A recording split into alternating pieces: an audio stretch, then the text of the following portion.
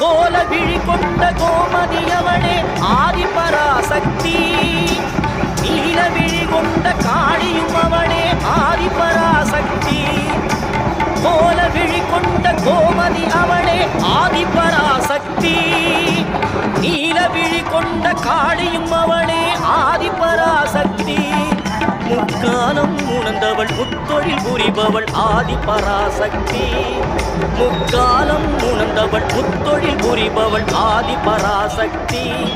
திரிசூலமும் தாங்கிடும் சுந்தரி அவளே ஆதிபராசக்தி.